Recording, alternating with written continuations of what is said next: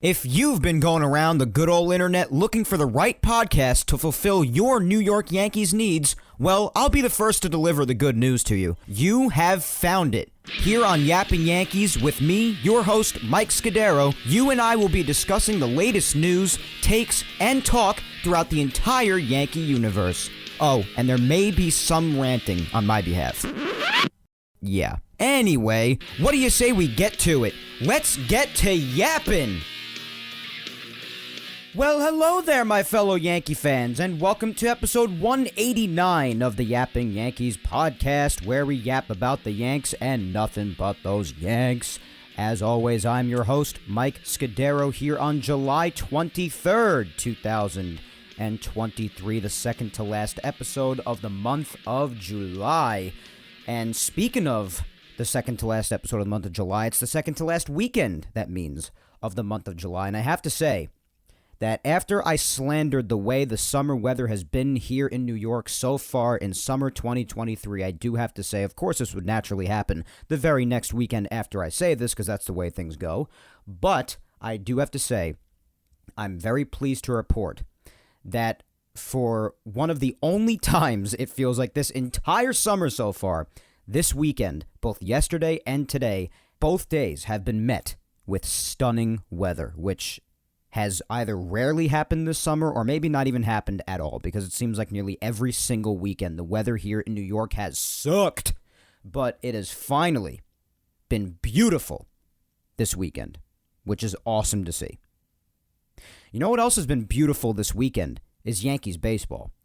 And if I would have done this episode maybe after Wednesday, I would not be saying that. And we'll get through all of that when we get through weekly recap and talk about what the Yankees been doing this past week since we last spoke on the 16th.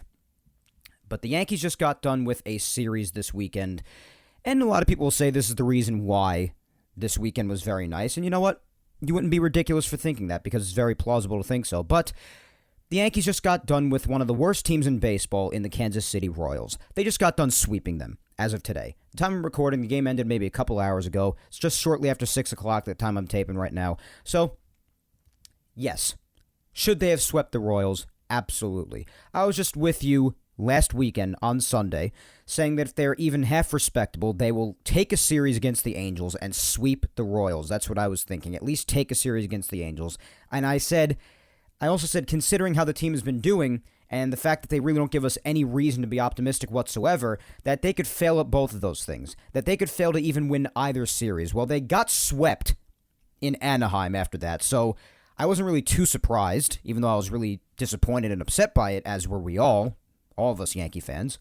But they did get the job done this weekend against the Royals, so they went 3-3 again this week after they forced me to break out into a Joker laughter right here on Yapping Yankees last Sunday after that insane loss to the Rockies. And you know what? All I got to say is that, yes, it was a bad team this weekend. Awful team. Second worst, I believe, in Major League Baseball, the Kansas City Royals. So, could that play a role in it? It absolutely could. But you know what? What do I always say, guys? Always say when it comes to bad teams. Every single time. The thing I always say is that you have to beat the bad ones too. And that's why, while it's something they should have done, absolutely, they should sweep the Royals, you can't completely discount them for it or completely just roll it off your shoulder and say it's no big deal at all. Because if you think about it, there have been plenty of teams the Yankees should have done this to as well. Hell, last weekend against Colorado. How at the end of the game, it really seemed like the game was in the bag, and I was saying, good, this is a series that they really, really need, because they really should beat the Rockies in a series at least, regardless of whether it's in Colorado or Yankee Stadium. Regardless of how hectic Coors Field can be, you need to at least beat the Rockies in a series. They couldn't even do that. And that was just one of a few examples of the Yankees losing series to teams that they should not have lost. You could even argue that the Angels this past week, to start the week, they were an under 500 team when the Yankees went to confront them in Anaheim. Wasn't the case after they were done, but that was another team. So there have been plenty of series this year, in the first half of this year, where the Yankees did not at least win a series against teams they should easily have. Even earlier on in the year, I believe they lost a series to the Twins, too. Even though the Twins were better at that point. But the Twins are still not an unbelievable team by any stretch of the imagination. The Yankees have a better record than them. Even now, after the game is over, I'll just double check that. But let me see right here. Yeah, they're still a half a game better. Meanwhile, the Yankees, because the Red Sox haven't played yet today, depends on what they do against the Mets tonight, and I'll have that game on in a second. I'm going to put it on my TV at 7 o'clock. But depending on what happens there, the Yankees are neck and neck with the Red Sox still for last place like they were last week when we last spoke. Yet, in a division like the Central, they'd be a half a game over the Twins in first place. That's the way it goes. It's the division the Yankees play in. It is what it is. But my point is, there have been plenty of series that the Yankees have lost that they should have won. Maybe even series that they got swept in that they should have won at least. So that's why I can't completely discredit this or completely just say it's no big deal whatsoever. It is a big deal, at least a little bit, because this team has been a miserable watch for the vast majority of the first half. So I'll take wins wherever I can get them, especially if it's a sweep. This is the first sweep since the series in Cincinnati months ago. So it shows you how much of a tough time the Yankees have had sweeping series in the last couple of months at least. So these are reasons why I can't completely discount it altogether, because for this team, which nothing good is guaranteed with, it is a bigger deal. You can't guarantee anything positive with this team the way they have for the vast majority, the way they've played for the vast majority of the first half. You just can't. So when something like this happens, it's really good. And the center of discussion from today, for me at least, I have to say, I know a lot of eyes were on Severino after he managed to have a decent start, a pretty good start in Anaheim. He did walk 3 guys, gave up a lot of hits still, but still 6 innings of 1-run ball there. Well, he came back out today, tried to have a good start for a second time out in a row, Luis Severino, so a lot of eyes were on him, and we'll get to him in a bit as well. He's been a big topic of discussion in Yankee land for weeks and weeks now about being one of the biggest problems on the team, aside from the offense, obviously. But he came out again today. A lot of eyes were on him. But the biggest story for me today was Anthony Rizzo. I do have to say this. He had a hell of a day today. He finally, to cap it all off, the most important thing for me, to be honest, was the fact that today was the day on the calendar, which was over 2 months long now, of this going on. For the first time in over 2 months, he finally hit a ball out of the damn ballpark. Holy crap! A holy crap is definitely deserved there by Frank Barone, no doubt. Even just yesterday, he snapped an 0 for 20. So up until just this weekend, and yes, you could say it was against the Royals, whatever, but regardless, it didn't matter who they were facing these last 2 months, good or bad. He wasn't doing crap the vast majority of the time. He had a couple of flashes here and there that quickly died away, and he just went back to absolutely stinking up the joint. So again, I'll take it whenever I can get it and however I can get it. But Rizzo, despite still having a long way to go, has had a very nice weekend, went 4 for 4 today, hitting his first home run in over 2 months since May 20th. It's July 23rd, people. That is crazy. He's still got a long way to go, but my God. For crying out loud, you got to start somewhere, right? I mean, we've spoken endlessly on a loop for over a month and a half now. What would have to happen for the team to at least stay afloat without Aaron Judge since he went down? And there's a lot of news about Aaron Judge today, which we will get to later as well. But of all the things that had to happen for the team to stay afloat, we were talking about with the offense in particular, because yes, you're losing a lot of defense too, which a lot of people forget right off the bat with Judge. You're losing a lot of defense as well, but obviously you're mostly losing the offense, despite how elite the defense is as well. One of the better outfielders in baseball, if not the best. However, obviously the first thing you think of losing when Aaron Judge goes down is the offense. So, with that being said, without that bat there, you look to other bats in the lineup, we've spoken about this endlessly, to put the team on their back and really try to fill the void of Aaron Judge, even though realistically you can't because of what Aaron Judge represents and what you get with him on the field. But especially with the veterans, just get whoever you can get to help out in any way they can. And one of those X factors was obviously from the start Anthony Rizzo. And of all the offensive woes and inexcusable struggles throughout the entire lineup for all that time since Judge has gone down, I have to say that no matter how much I love Rizzo, always have and always will, Rizzo has been right up there for the single most horrendous and absolutely baffling struggles anyone had seen, especially myself in particularly.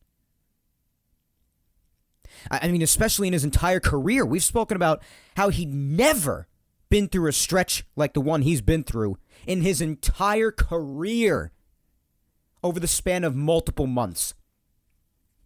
I mean, especially you consider the entire outlook of his season from starting out the first near 2 months, seemingly with a career year, in his early to mid-30s, which is so rare, to looking like he's just about ready to retire for the next 2 months or so up till now, since the collision with Tatis Jr. at first base.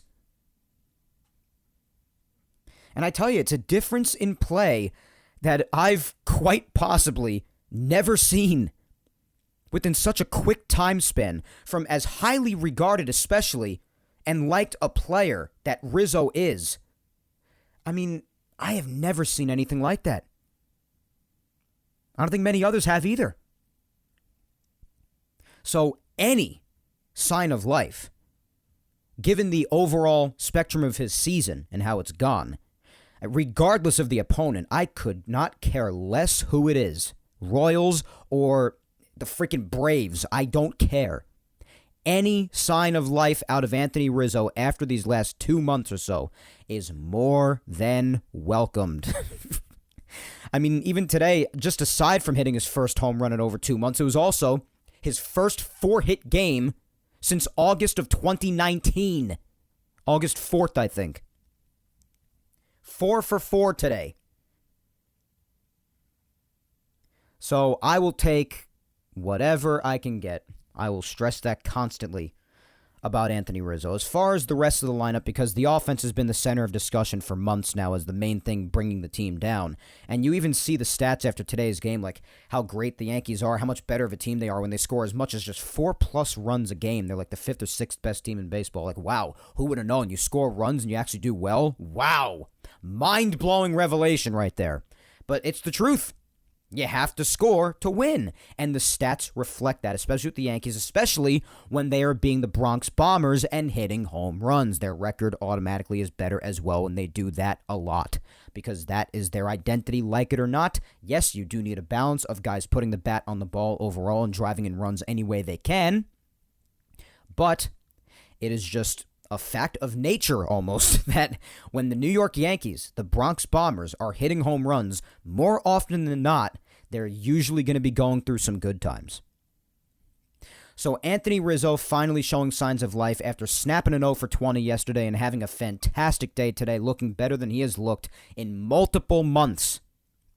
How about the rest of the lineup? We've been talking about the offense forever. Well, and I got these couple of stats when it comes to DJ and Stanton from a Twitter account that I follow, and they follow me, and we interact sometimes. I want to give them a shout-out right here, Yankees Files, at Yankees Files. Go follow them. And they put out interesting WRC Plus stats about Stanton and DJ. Now, DJ since the 4th of July. So throughout July, even though it's still been rough at times for DJ, obviously, DJ's had multiple months of horrible offensive woes like Rizzo and Stanton for a while after he came back from injury had. I mean, Stanton for those first couple of days looked great, homering in LA and everything, but then it just went completely downhill after that until the last few weeks.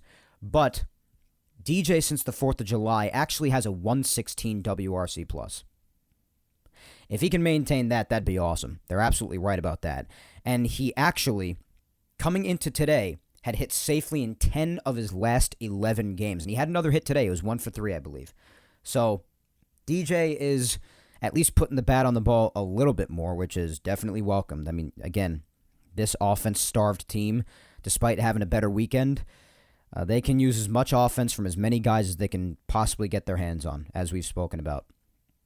And as far as also what DJ has done in his last 8 games, so again, we said 10 of his last 11 coming into today, and he had another hit today. He had hit safely. His last 8 games, the Yes Network had a graphic up today. I believe this is in the pregame, but last 8 games coming into today, he was hitting .345, and he had another hit today, so that average might be floating around the same thing. .345, 4 runs scored in .517 slugging. And obviously he had that big go-ahead home run yesterday as well, DJ LeMahieu. So that's looking a lot better. Also in the pregame, Giancarlo, in his last 10 games coming into today, 6 home runs. He's been homering a lot lately, again, which is always great to see. He's actually closing in on 400 career home runs, too. He's less than 10 away. So 6 home runs, 13 RBIs, and a .692 slugging in his last 10 games coming into today's game. And also another fact statistically by Yankees Files on Twitter that they tweeted with his WRC+, that since June 25th, he's had a 131 WRC+. And just for those who don't know about that stat, just a basic fact about it, 100 is average. 131 is decently above that. So he's been good with producing runs lately. So, and he has been running into some bad luck lately as well, I will say that. He's hit a lot of balls in the screws right at people or just, but I don't use that as too much of an excuse. I'm just saying he has hit the ball well lately in a lot of at-bats that he's even made outs in is my point. But if they could keep that kind of run production up, DJ and Stanton, that'd be good. That's a part of the puzzle.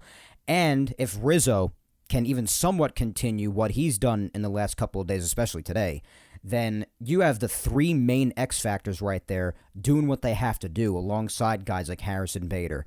So, and Gleyber Torres, of course, he had the hip tightness today, and he's not even going for tests. We'll discuss that more later. I mean, there's not really much to talk about. He was taken out of the game late. Anthony Volpe came in for him, and it sounds pretty optimistic with Gleyber. Not going for tests. He said right after he was taken out that his hip was already feeling better, so he could be back immediately, from the way it sounds at least, as of now, at the very moment I'm recording. But you have Gleyber doing what he's done on offense for some time now. He's probably been the most consistent of any of those X factors. And you have Harrison Bader. Yeah, he's slowed down a bit at times, but I think he had another RBI single today, and he'll still be doing his thing. You know, thank God he was back in the lineup today after that hit by pitch on Wednesday in Anaheim. But if you have the other main 3, Rizzo, Stanton, and DJ, I mean, that'll lead to so much more run production. And the real test, yes, is of course going to come when we see them against better teams than that of the Royals, for instance. But if you could get better run production out of them, if they could keep this up, then this team could definitely start to turn things around, because their main difficulty for some time now, for months, has been the offense. So if they get those guys right in the middle of everything that were expected to help keep this team afloat from the very beginning of losing Aaron Judge, if they could continue this trend that they've been on for a little while now, for a little bit, about a week and a half or so, then that could mean good things for the team. That could be the complete turnaround. The bullpen had experienced some difficulty. I mean, we saw them when we were talking last Sunday lately, but if they could just get back to it as well, just what they've done for the vast majority of the season, despite being burnt out, and the rotation can keep doing its thing, who knows, man? Obviously, the real test is going to come, like I said, against better teams. That's going to be really whether the Yankees are really for real or not, if this could be the start of a turnaround, which may or may not be the main subject of this episode, and a part of the social media segment, or just the social media segment later on, hence the episode title, For Real, because that is the question.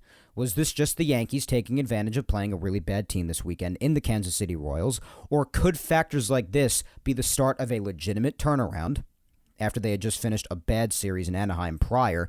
Could this be the liftoff, the starting point of any sort of a turnaround for this Yankees team, or was it just taking advantage of a bad team? That may or may not actually be the legit exact question of the social media segment later on in the show. Spoiler alert.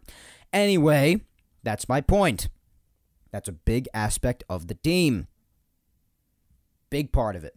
The offense. I mean, some may argue it is the part, because throughout the vast majority of the season, the pitching has done its job. It's really up to the bats. When you score, good things happen. So, the offense, man, you can only hope. The Yankees did have a couple of guys coming off the injured list today as well, one of them being Jake Bauers. He had a hit today, so we'll see how much he can contribute in his comeback.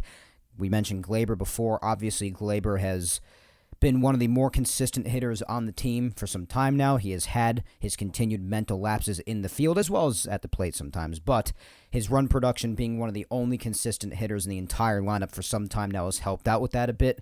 So Gleyber continues to do his thing with the bat. He had another home run today, and he, in fact, is, I believe, leading all second basemen in home runs. Today was his 16th home run, so honestly, good job by Gleyber. Stanton, we talked about him already. Rizzo, we spoke about the day that he had. DJ, we've been talking about what he's been doing lately. Hopefully he continues on some sort of an upward trend because, you need DJ. You need him. You just do. If you're going to be anything worth a damn, he's got to be in the middle of it, being the catalyst that he was for all those years to start his Yankee tenure. Bader, Bader's he's doing his thing right now. Had an RBI single today, like I mentioned before, and today was his first time in multiple days back in the starting lineup. So we'll see how he continues on. His defense continues to be good for the most part, and you expect him to continue to come through, especially in clutch situations, because that's mainly what he does. McKinney's found himself back in the lineup again a bunch lately, and he has actually had a bit of a resurgence lately. Remember, we were talking about for a while that the McKinney magic seems to have definitely expired. Well, there's definitely cause to say that, but it's been a little bit of a bounce back lately. Oswald Peraza, it's been good to have him back. He's shown the leather on defense like he often does, and, he's coming through on offense here and there, but that'll continue the more time he gets up here, I'm convinced of it, so he needs to see consistent gameplay as he has. He actually started the game at shortstop today, which I really liked. Higashioka, he's still just doing his thing offensively, doesn't really do much. He's good for the occasional big hit at times, but other than that, he is what he is. We've seen him play for years now. We know what Higgy is. And Volpe, he was actually out of the lineup today, like I said. Peraza started the game at shortstop, so Volpe had the day off until he came off the bench late in the game after Gleyber was taken out with that hip tightness we learned after. And Volpe made out in the one at-bat he had in that 7th inning today. But otherwise, Volpe had definitely slowed down again. So numbers back down a bit, but, so who knows? Maybe it's back to the drawing board for him, figuring it out, breaking out of the slump, because he had definitely adjusted very nicely for the most part for weeks after sitting down with Austin Wells and really just analyzing what he was doing there at that present moment when he was struggling, as opposed to what he did when he was successful down in the minors. But now it seems like he's been struggling a bit again, but we'll see what happens. A lot of people have continued to say that they would like to see him at second base. I'm not totally opposed to that, but then again, what do you do with Gleyber? That's the thing. A lot of people have continued talking about trading Gleyber as well, and maybe you do that later on, depending especially on who they end up getting back in whatever trade they end up making. But it's also very tough because Gleyber has been one of your better hitters on the team, arguably the best hitter on the team without Aaron Judge. So that's very difficult despite the mental lapses that he has out on the field, especially defensively at times. But that does make it difficult to just say, oh yeah, Gleyber gone in 2 seconds. Yeah, there's a couple of guys in baseball that I'd say, yeah, I would give him away for, just some overwhelmingly great options that would turn any team around. But for just about anybody else, other than those couple of names, maybe a Soto or an Ohtani, just god-tier names like that, it's tough to just say, yeah, dump Gleyber off, trade him wherever. It's tough. Whether you like him or not, no matter how crazy his mental lapses get to you. It drives me nuts too, trust me. I go crazy when they happen. Just pay the hell attention, you say to yourself. But he does have a redeeming factor. Whether you like him or not, whether you like it or not, he does have that redeeming factor that you have to remember. He's one of the better hitters on the team, if not the best hitter on the team these last couple of months in Judge's absence. It's just the facts. I'm sorry. Sorry if you don't like it, but that's just the way it is. Blame the other guys for slumping the way they have for months, because that played a part in that too.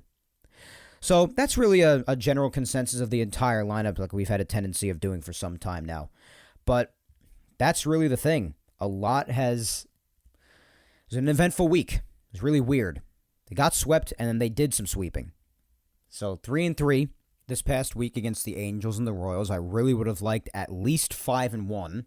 Ideally, that would have been the week that I think we all would have loved. I mean, 6-0 being the best possible, but 5-1, saying that they should have won in LA and swept the Royals. I don't think that's a tall ask from any team that claims to be as half decent as the Yankees claim themselves to be. But in any event, if you want to also have me mention what they are now without Aaron Judge, after last Sunday's disgraceful loss against the Rockies, they found themselves at 15-19. Now after 3-3, that obviously makes them 18-22 without Aaron Judge. So after an even 3-3 week, losing 3 and then winning 3, getting swept and then sweeping the Royals, they are now still a team that is 4 games under 500 without Aaron Judge. And just for the people out there who claim that the Yankees couldn't possibly be that different when it comes to just one guy being in the lineup, well, like I always say, you can just look at the numbers with and without and just have the numbers tell you for themselves if that's what you really need at the end of the day. And fortunately, our main man on the Yes Network during Yankees batting practice, or BPTV as they call it on the Yes Network, Jack Curry today give these statistics when it comes to how the Yankees play with and without Aaron Judge. Well, without Aaron Judge, coming into today, obviously because, again, Jack Curry gave these stats prior to the game, the Yankees were 17-22. They're now 18-22. And they were averaging less than 4 runs per game. Just under 4 runs per game, but still under 4 runs a game. And that probably went up a bit after today because they scored 8 freaking runs. So that probably went a bit up today. But still, a big difference from being 35-25 with him and scoring about 5 runs per game, 5+ runs per game. So that is a big difference. So getting Aaron Judge back is obviously invaluable, and I will continue to argue how important he is for this team as long as statistics like this validly exist and are given out on a regular basis to remind the people who are in denial about how important he really is, just because they're frustrated that he's been out this long, as if it is his fault that he bashes his foot into a nonsensical cement slab leading up to a defective gate in Dodger Stadium. I will just die on this hill. I will, because it is an absolutely absurd argument from those people. So, anyway, why don't we get to Yankees news? Because a lot did happen in Yankees news, despite having a lot to talk about from this past week that we have scratched the surface with at this point, and we'll continue to go even more in on with the weekly recap after this. But a lot even did happen off the field on the side in Yankees news this past week. A lot to report with that. So as usual, we'll do Yankees news, then we'll do weekly recap, and then we will end the show with the return of the social media segment, because again, we did not have one last week, which reminds me, before we continue forward any more in this episode, I did want to take a second to say thank you to all of those who wished me well after last week. I obviously did not have the social media segment last week because I wanted to make it a somewhat shorter show, even though I spectacularly failed at that. Thanks mostly in part to me reacting in live time to the Yankee game and them driving me insane as a result of it, therefore definitely lengthening the podcast to the point where I did it with the usual length that I usually do every single week, even though I didn't do a social media freaking segment. But regardless, my goal was to make it a shorter episode because my voice was still not at full capacity from being under the weather, and a lot of people wished me well from that, so I want to thank you all. As always, you are always so good to me, all of you guys. I have such a good and loyal following and listenership, and I could not be more grateful for that. I really can't. You guys are all the best. I am better this week. My cough is still there slightly. The phlegm is still there a little bit. I'm also convinced that the smoke that's still around a little bit on the East Coast, I am convinced, and I was saying this a lot this past week, that is probably messing me up at least a little bit, because I did notice that I did go to the beach for a bit on Thursday night, and I was outside for about 3.5 hours, and after I did that, when I came home, I was coughing a lot, and my chest felt tight. And I felt fine, the same way I've been feeling since I was on the mend, since after that, since I took a hot shower, and the steam, the steam opens you up. It opens up your nasal passages, opens up your chest if it's tight, so that helped, and I stopped coughing after that. But before that, I felt like I had smoker lungs, and I have never touched a cigarette, cigar, drugs, and I've never even been drunk before with alcohol, so I am straight edge. So I have never been a smoker in my life, but I've been around secondhand smoke before, as have we all. That's inevitable, unfortunately. But I know that my chest did not feel normal, and I was outside for about 3.5 to 4 hours straight, and all I know is that my chest was tight, and I was coughing like a madman after that until I took a hot shower that opened everything up. So I definitely think, especially also considering a lot of people have been experiencing identical symptoms to me that I've had, I think that this is screwing us up a lot. I do. That's just my personal opinion. I'm not even sure if it's an actual sickness or a virus or an infection or anything, because I would have been in much worse shape by now if it was. And I had my energy throughout the entire time of this thing. Could it have been an allergy attack? Yeah, that could be a reason why I still had my energy. But a bad enough allergy attack will still make you feel full-on sick and drain you of some energy. I still had energy. I said last week I was still doing workouts. And I did even this past week too. So I've been working out since this started. My energy was never diminished at any point. So I don't know what it could be, what it could have been, what it continues to be, because it is still slightly lingering. I have no idea. It's been my first time in a lot of years, as I also mentioned last week, that I've been under the weather during the summer.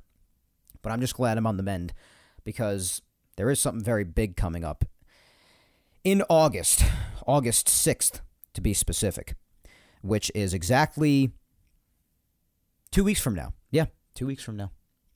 So I'll give that official announcement next week. It's not really important right now. It will impact Yapping Yankees, though, so it is an important announcement, but I'll push that off to next week. But as long as I am better fully by then we're all good here. But the point of this whole spiel from the beginning was, as I just continue to ramble like I always do, was I wanted to thank you all for giving me your well wishes and saying that you hope I feel better and everything. I continue to get better every day, and I just wish the phlegm and cough would go completely away instead of just slightly lingering and annoying the hell out of me still. But we're all good here, doing the usual Yapping Yankees episode, back to it today, and that's the main important thing. But next segment, Yankees news. We'll start right on Monday. So we obviously spoke about how Donaldson got hurt with his calf. We spoke about that last week already. It had just happened, I believe, a day prior to last week's episode, so it was very fresh. So that's why shortly after that, just the very next day after we spoke, an official diagnosis came out for him, and we were talking about how bleak it sounded for him. They did not sound optimistic in the Yankee clubhouse, and Donaldson himself, despite saying he's trying to be positive, did not sound positive himself. Well, we now saw why they were not sounding very positive, because on Monday, the official diagnosis was released for his injury, and it was a grade 2 to 3 calf strain.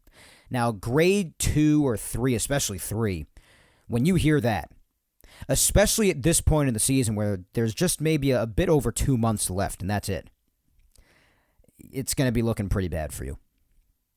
And obviously they say timetable's unknown, which is to be expected, but like I said, in most any case, grade 2 and especially grade 3, if it has anything to do with grade 3, you're in trouble with most any strain. But it's pretty extreme. It is. And I do have to say this, despite my personal feelings on Donaldson, which I have made more than clear for a long time now, I'm not even going to repeat them anymore because I'm sure people are about to hit me over the head with a hammer if I do again. Had enough of hearing me say the same old freaking thing. Just try to get through the people who are not smart or intelligent enough to comprehend what I'm trying to say. But personal feelings aside, I will genuinely be surprised if we see him on the field as a Yankee again.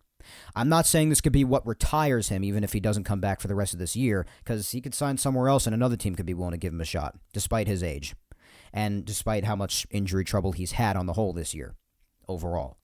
But, as a Yankee especially, I would be genuinely surprised if we see him on the field again.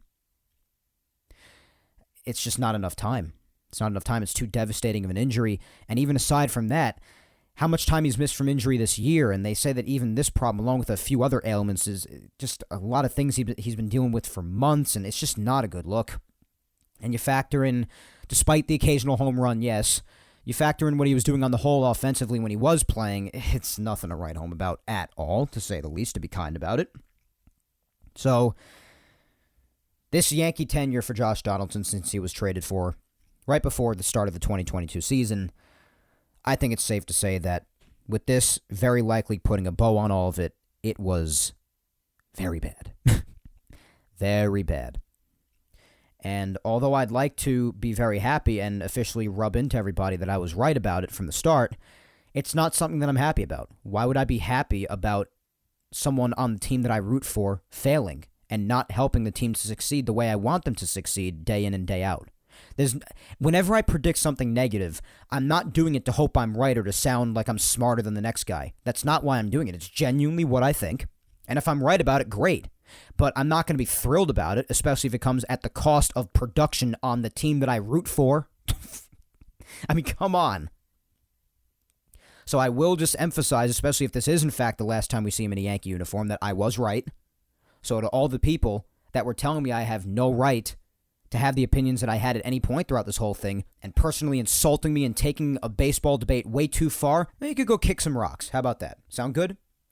So that's the deal. Donaldson does sound like he's done. He was transferred to the 60-day injured list on Thursday, which obviously at the time, like any 60-day IL transfer, opens up a 40-man roster spot.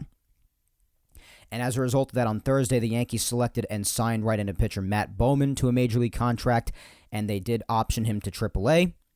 So I guess that fills your spot right there. Willie Calhoun also on Thursday started his rehab assignment, so more injury news, but positive injury news. Always good to hear guys coming back and working their way back.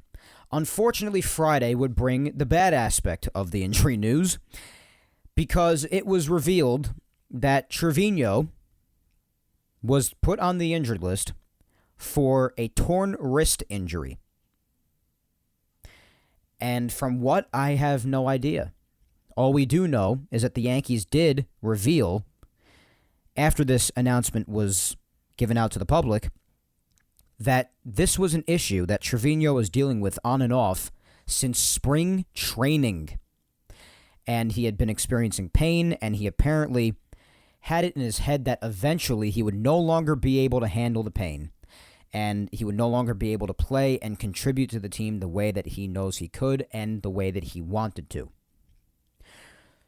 So, yet another really baffling decision, injury-wise, by the Yankees, given how they choose to have their load management and rotating days off and babying certain guys despite them getting hurt anyway. And now with something that could develop into something as serious as this, they decide that when a problem goes back as far as spring training, and this just isn't a good look naturally with an organization that has had horrible injury fortune for years now. It's just not a good look. But for someone to have the kind of pain that he was having going all the way back to spring training, and Trevino himself even now admitting, and yes, hindsight, I know, but now admitting that he knew eventually that he would not be able to take this pain anymore. And especially given how brutal his offense has been all year. Now, a lot of people could argue that he was just reverting back to his Texas days. That's what I was saying. It's very reasonable to think so because they were very much mirroring his Texas offensive days. But regardless, after the year he had last year, and if you're the Yankees knowing that this is going on with him, you let him play until almost August with this? And now you have him get season-ending surgery. It's like, why do you do the certain things that you do with other people? Granted, yes, those people are their own individual cases, but it's just baffling with the way they handle certain guys. And you have an issue like this that goes back as far as spring training, and you know it could end up badly. The player himself thinks that eventually he won't be able to handle the pain anymore. And for months, you're seeing what he's doing with the bat, or I guess not doing. And then it's kept under wraps all this time, and then it's just revealed that he has a torn wrist and he's done for the rest of the year, the Yankees' main catcher. It's like, where the hell did that come from? It's annoying. It's from the public perspective, and yes, a lot of people say, oh, you're not obligated to know everything, Mike. Who do you think you are? Fine, whatever. I mean, I don't know who you think you are talking to me like that in the first place for no freaking reason, but it's just weird. From the perspective of the public. That's all I'm saying. It's just bizarre. And knowing how the Yankees tend to handle a lot of other guys with their injuries, it's really weird. It's a weird look. So out of nowhere, when we weren't even under the impression, other than maybe a brief IL stint or two otherwise elsewhere at other times of the year, just out of nowhere, hit with Trevino's done for the year. So he's getting season-ending wrist surgery done, and we're not going to see him until 2024.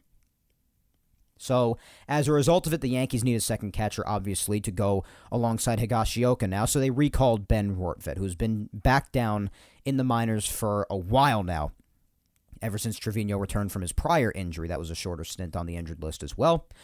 But without Trevino for the rest of the year now, it's going to have to be a Higashioka and Rortvedt duo, at least for now, unless they happen to make some sort of a trade deadline move for a catcher for some reason. But that's going to be the deal going forward. So Trevino, out of nowhere, done for the year. Done. That's it. So his defense will be missed. He obviously did have his share of mistakes here and there defensively, which was baffling at the time. But on the whole, and I made sure to make this clear to everybody, he's still been one of the better defensive catchers around, period. So that will be missed with Trevino, that's for sure. And a lot of people will say, oh, well, that's clearly the reason, the wrist, why he has been doing the way he's been offensively, because I've definitely been vocal about, especially in comparison to last year, granted last year is looking like an outlier, a career year offensively, that he was completely different from last year, not in a good way. And a lot of people will say, oh, the wrist was the reason for that. I say that he was just really reverting back to what he really was for so many years with Texas offensively. And you get Trevino mainly for his defense. That's what we said about him at the moment that he was acquired, that he was traded for. So, and then you managed to last year get a lot of offense out of him, which was just a gift at that point because that's not what you expected. I say that he could very well have just reverted back to that Texas form. Could the wrist have played a role in him decreasing offensively? Sure, it could have. Just not sure it's the main reason. Because that was what he was when he's been for most of 2023. That was what he was for most of his career offensively. But regardless of the reason, unfortunately, and until he's fully healed, hopefully fully healed in 2024, they say he should be ready for spring training. But until he's ready for 2024, there's really no way to tell whether or not the wrist really was the main factor. We'll see how he bounces back in 2024. 2024 is another arbitration year for him, so I would expect him to be back because the Yankees do value him a lot. But in any event, Jose Trevino, unfortunately, and I feel very bad for him because you feel bad for any guys who have to go through this, done for the entire year. A few more moves, especially in the last 2 days, today and yesterday. This was an eventful weekend, roster-wise, for sure, and even just off-the-field-wise. Yesterday, Oswaldo Cabrera sent back down to AAA, and today, Franchy Cordero back down to AAA. And Franchy had some offensive moments this past week. I still think he's just not a good baseball player. I think he has some flashes here and there of what he could be, but then he just goes back to not being very good, especially when it comes to defense, and a lot of times offensively, just big strikeout guy is just not my kind of player. He was definitely very flashy at the start of the year, if you remember. We were all praising Franchy Cordero, God's next gift to the Yankees, Brian Cashman's next unexpected find. And then he went down like the Hindenburg ever since then, and a few flashes this past week, but that's about it. Nonetheless, Franchy Cordero optioned back down to AAA, because they had to reactivate 2 guys. And we were mentioning that he'd be back shortly after the All-Star break, this particular first name, so not a surprise here. Greg Allen has returned. And also, sooner than I thought he would be back, Jake Bauers returns as well. So the Yankees get 2 of their main backup outfielders back after optioning Franchy and Oswaldo. So Greg Allen and Jake Bauers returned today. So it's good to see them back. Greg Allen did come into today's game with a pinch running appearance, and Jake Bauers was the leadoff man today in the lineup. He started off the game with a long single into the right center field gap, so we'll see how much he can contribute again offensively like he did at times before, especially with his power. He had an ugly play in the outfield and right field today, like he has a tendency of doing at times. He's definitely more suited for first base, in my opinion. But we'll see what he does defensively at times. Maybe he can make a nice play here and there, at least provide half-decent defense. And hopefully he can contribute with the bat, which is what we're all mainly hoping for, especially considering the offense. Today, the biggest story, if I had to say, because everybody was talking about it, even though it wasn't even officially anything like a rehab game or even a sim game or anything, but Aaron Judge today took a big step in his hopeful comeback within the next couple of weeks, hopefully. One can hope. He took live BP today against none other than my boy, and I still call him my boy even though he's hurt all the time, my boy Johnny Lowe, Jonathan Loizaga. And Judge saw 16 pitches, I believe. He swung at 5, fouled them all off, and a lot of people were judging the swing, and the swing did look good at times. And judging this and judging that, pun intended, I guess. But let's all remember one thing. With a live BP, when talking about someone as vital as Aaron Judge is to the Yankees, there are only a couple of things that matter here. I want to remind everyone of this. The only things that matter in today's live BP for Aaron Judge are the facts that he is seeing live pitching again, which is a significant step over just hitting off a tee or doing light drills or just having regular batting practice where someone's tossing to you. Actually having another pitcher throwing you live BP, especially with stuff like Jonathan Loáisiga. Seeing live pitches again, 1. And 2, hoping that he has as little pain as humanly possible. Now, the alarming thing is that when talking to Aaron Judge and the rest of the Yankee organization as a result of it, when the media asked him, what the deal is going to be when he comes back, he keeps on saying, and he's been emphasizing this for weeks, so it's not to be surprised or anything because he has been very upfront about this. I have to give that to him. But Judge has been very blunt and honest, very candid with the media and with the fans and with the entire public, and with the Yankees themselves as well as a result, that when he comes back, it's not going to be pain-free. Which has been met with a lot of people saying, well, this team likely isn't going anywhere anyway, Aaron. Why don't you just get the surgery, finish off the season resting, and then have the entire offseason to rest and get fresh for the fresh new season in 2024? Now, as someone who's not that confident in this New York Yankees 2023 team, I'm not saying that's a completely outrageous thought, especially considering the importance of Aaron Judge and how risky it is for him to come back when he's feeling any sort of pain still whatsoever. I don't think that that's that ridiculous of a statement to make. But also, you sorely want Aaron Judge back regardless. And we know what kind of team this is when he's there as opposed to when he's not. And if there's any sort of potential turnaround that could happen going forward, then he has to be a part of it, and therefore you want him back as soon as possible. So there are the two sides to the coin there. It's very tough. I personally am aligned with both in a way. I, for one, want him back as soon as possible selfishly because I love the guy so much and I want him to be right in the middle of the action and any potential turnaround this team could have, even though I'm not too confident in that happening, especially if he's not back until mid-August or later. But it also does concern me in defense of the people who think he should have the season-ending toe surgery and just take the rest of the year and the entire offseason to rest up and heal properly. It does terrify me hearing that at no point does he expect to be pain-free. Because they keep on saying they want to get him to a point, too, where he can actually be of help in that lineup. And that's the key. Because if you bring him back and the pain becomes too extreme at a certain point, I assume we'll be seeing him DHing a lot and preventing as much movement as possible. But if you're going to have to baby him like that and the pain's going to get worse and worse regardless, then is it worth bringing him back if he's going to potentially be, whether it be at the beginning or at some point down the line, be in too much pain to produce the way that he has to in order to truly help the team? Because just penciling his name into the lineup, even though, yes, his presence and his name there does something to an opponent, of course, but if some time passes and because of this injury he's really not doing anything at all, teams are eventually going to know that it's really no big deal that Aaron Judge is there because he's dealing with something right now. He's not truly himself. And we could just continue to expose the Yankees as they have been majorly exposed for the better part of the last couple of months without him. And he's just basically another slot in the lineup at that point, when he could have just gotten the surgery and was resting, as opposed to dealing with pain every day. So that makes me nervous to hear that he's not going to be pain-free when he comes back. It's typically not the safer thing to do, especially with someone as important as him. So it's a tough, complicated situation. I wouldn't want to be the Yankees, and I wouldn't want to be Judge himself in this case, because it's very difficult.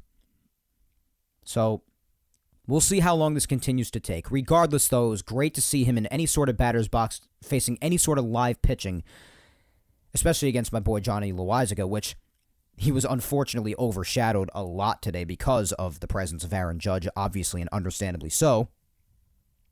But I want to give some attention to my boy, too. It's good to see him throwing live batting practice, and that could also mean, because we've been hearing August/September for him for a while now, August is right around the corner in just about a week and a half or so. So this could also mean that Jonathan Loáisiga himself is not far off from rehabbing himself. And the Yankees did mention that he could start rehab games by next weekend. So Jonathan Loaisiga, I do want to mention, amidst all the Judge craziness today, he himself is getting closer as well, which I'm very happy about, because that's just another great arm that the back end of that bullpen could use, especially with their recent struggles of late, with surprising guys like Michael King, for instance. And even Tommy Kahnle had slipped up a bit of late after being absolutely masterful in nearly 20 games straight since his return from his bicep tendonitis injury. So Loaisiga coming back is just another great electric arm that you could add as a late inning option at the back end of that bullpen. So I don't want him to be overshadowed like he was today. I do want to mention it is a big deal getting him back, and he's not as far off as some may think, because a lot of us may have forgotten about him. He's been out for a long time, and he has these longer IL stints seemingly annually. So, but I don't want anyone to forget my boy Johnny Lowe, because when he's healthy, he is under the radar, one of the better relievers out there. I want to remind people of that. Constantly remind them, as many chances as I can get to do so. So Loaisiga, not far off, could begin rehabbing next weekend. Wanted to mention that too. A big deal for sure. When it comes to Judge, big deal today with his live BP against him. What could be next for Aaron? A lot of people were throwing that out there. It's just a matter of him continuing to do drills, going side to side and testing out the toe. They said he felt good after that live BP today, so that's awesome. In swinging today, he was definitely putting some pressure on that foot and testing it out and really leaning back on it, putting that toe to the test. He has to. That's really going to determine how much he can or can't do if he is to return with not being pain-free. So that looked good today, and depending on how all these things continue to go, he could see sim games, more live BPs for a little bit. But honestly, beyond that, eventually you've got to hit rehab games. And rehab games are really the major last step for anybody, because after the rehab games, they determine how they play in actual games against actual opponents. And going through the multiple hours of a baseball game and really putting your body to the test, that's when you can come back from injury, of course. And with already taking live BP, I don't think it's ridiculous to say that Aaron Judge could be back in the next 2 to 3 weeks. Now, people are even floating around the idea of him not even really doing many rehab games, or if any. I think that's absolutely preposterous, and I think I mentioned that last weekend. Bro has been out for months. You think he could just get back in there into a Major League Baseball game without facing any opponents, even if they are to be minor league opponents, and real live pitching in actual games? You think that he could just hop it back into a Major League Baseball game and be good with that right off the bat, pun intended? That's unfair to ask of him. Same thing as when they only had Stanton do one rehab game before returning in L.A. I thought that was ridiculous too, and that proved to be true despite his hot immediate start in the first game or two. But he ended up collapsing after that. We know how long Stanton takes to get back into the swing of things, pun intended again, after he comes back from any injury, especially a long-term one. So that was ridiculous with him, and I think it's ridiculous with just about any human being, even if their name is Aaron Judge, to bring them back immediately after missing multiple months of major league action. So put him in as many rehab games as you humanly can, as far as I'm concerned. Because he needs tests for that. He needs to test out the toe. If he's not truly ready, then that will expose the fact that he's not truly ready, and you will have your answer. Regardless of what you or the Yankees want the answer to be, truly putting it to the test will expose what the true answer is, whether you or I like it or not. So put him in as many rehab games as you humanly can, as much as possible, so that he can really put his body to the true and necessary test, and so that he can have as much time as he possibly needs to readjust to seeing actual pitching in an actual batter's box against an actual opponent. You can't rush these things. You shouldn't rush these things. That'd be irresponsible.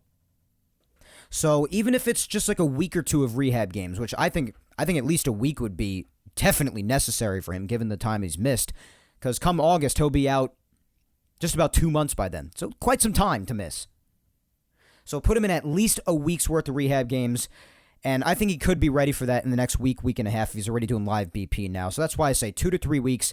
Maybe he'll be back with the Yankees. Who knows? And maybe that's enough time for them to make a respectable run at things, depending on what happens these next few weeks, because they are going to be put to the test quite a bit going forward here in the immediate future. You got the Mets in the middle of the week, then you got the Orioles next weekend, which is a big test, then the Rays after that, and then the Astros after that. So they're going to be put to the test, like I said, in the next couple of weeks. So we'll see. We'll see where they're at by then. And then after all that's said and done, then I expect Aaron Judge to be back after all that pretty much. So we'll have a good feel for where the team's at after that. And might also give them another idea of how they want to handle Judge, depending on where he's at in the process by then. A lot of moving parts here, a lot of factors to consider. That's my point. But regardless, back to the main point, Judge doing live BP against Loizaga today. Awesome to see. And the last big piece of news, before we move on to weekly recap, is that the Yankees have brought Andy Pettitte back to be an advisor to the Yankees overall, but mainly Aaron Boone, to just help things out a bit. Listen, I may think what I do about the Yankees organization, the front office at large, and how the brain trust runs all the way to Brian Cashman and all those around him, and, having real change in the higher-up part of the organization is really the only way you're going to see actual change within the flaws of the organization. I will still stick by that regardless, because I always have and I always will, as long as those flaws exist. But I always say it. It certainly can't hurt to bring someone like Andy Pettitte in with his skill and championship pedigree. I can't see in any way where it can hurt to bring someone like Andy Pettitte in to help connect with the players and help them out of their struggles possibly and just really be there for them, whether it be for tips and advice or just having a mentor, especially for the pitchers, because it's obviously the area he specializes in. Just having that presence around could always help. And to my understanding, and Jack Curry said this, and Aaron Boone said this, and a lot of people within the Yankees organization have said this, the players have said this, to my understanding, he has actually already built a relationship with a lot of these players and has been seen on the field with them for some time now, and this has been a connection that Aaron Boone has tried to reestablish when it comes to getting Andy back with the Yankees for some time now. So now that he's back, I mean, he'll be there at times and be an option to help out. I just don't think it could hurt, possibly. Could it majorly help? I mean, that's up for debate. But could it hurt? I don't think so. I mean, how could it? Just another great guy to have around, even if it's just for the presence and for the advice. And it's just a good thing, in my opinion. So Andy Pettitte's back and will be an advisor with the Yankees. Aaron Boone, but Yankees as a whole. And it's always refreshing to hear that. As someone who cherished all the Yankee teams that he was on for so many years, you certainly will not hear me ever having an issue with that. So like I said, a lot to talk about in Yankees news this past week, guys. A lot happened. Whether it be with the roster, with the injuries, with other outside news like Andy Pettitte coming back, big news with Judge today, and also Loizaga not to be overshadowed. So a lot going on. And also just a couple of smaller things as well. Nestor continues to work his way back. He's still expected to be back in the earlier part of August. So that's also good. And a brief reminder, too, from when I mentioned he had hip tightness earlier in the show. Glaber, it sounds like he's going to be okay. He left today's game with left hip tightness. That's when Volpe pinch hit for him. And obviously you don't want anything to be wrong with Glaber because he has been one of the more consistent hitters of this team, as we have said plenty. But especially because of what he's also done lately. You know, he's a symbol of consistency during a time of great inconsistency. He even hit a home run today to extend his hitting streak to 13. Like I mentioned before with today's home run. So hopefully it sounds like right now Glaber should be okay. All right. Let us continue on, though, my friends. Up next for the show is the usual weekly recap. Yapping Yankees Time Machine taking us back to Monday. Let's do it.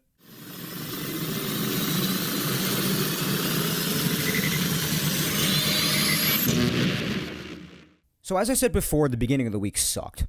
I'm just going to be blunt to start the weekly recap right off the bat. But honestly, if there was any game that the Yankees could have and very well should have won, it was the first game. Now, the offense in all of these games was a tragedy. No doubt about that. Just have to come out and say that right away. They just could not get any runs across, especially in this first game. They did have 8 hits, and they got their traffic on the bases. It was just a matter of getting the runs in, and they just couldn't. And when it came down to it, it ended up being a disgraceful loss in extra innings. This game, I had to get up for work early the next day, and so that's having to get up earlier for work nowadays makes West Coast games complicated. And obviously, the beginning of the week started out with them playing the Angels. So I decided to cut my losses before they lost in the bottom of the 10th, so I didn't even see the loss. I went to sleep when it was 3-3. Going into the bottom of the 9th, I think. So, starting this game was Luis Severino. And like I had said about today's game, about how some eyes were on him because he was looking to make his second good start in a row, because the start against the Angels wasn't bad. 6 innings, so he gave length. That's a big thing. 6 hits, only 1 run allowed, 3 walks, and 3 strikeouts. So he did walk a decent amount. He gave up 6 hits still, and also doesn't go for good measure, especially if you're a religious person. His ERA after the start was 6.66. I swear. You could look it up on the MLB app if you don't believe me. But the Yankees were in a pretty decent position to actually win the game, especially because after Severino had turned in that start, yes, he had a little bit of help from defense, and he fortunately did not allow a lot of the runners that made it on base against him to score, so that's good. But in the top of the 6th, the Yankees finally broke through with offense, finally, after an excruciating first 5 innings. Oswaldo Cabrera broke through with a 2-run ground rule double to make it 2-0, and then Severino in the bottom of the 6th allowed his one and only run when he allowed a solo shot, make it 2-1. And then the top of the 7th, the Yankees answered right back, got that run right back on a Glaber sac fly. So it's 3-1. And you're feeling good. It's the bottom of the 7th. It's the Yankee bullpen. Granted, they had struggled recently in the prior week or so. On the whole, obviously, throughout the whole year, they've been great on the whole of the season. But bottom of the 7th, Michael King was in.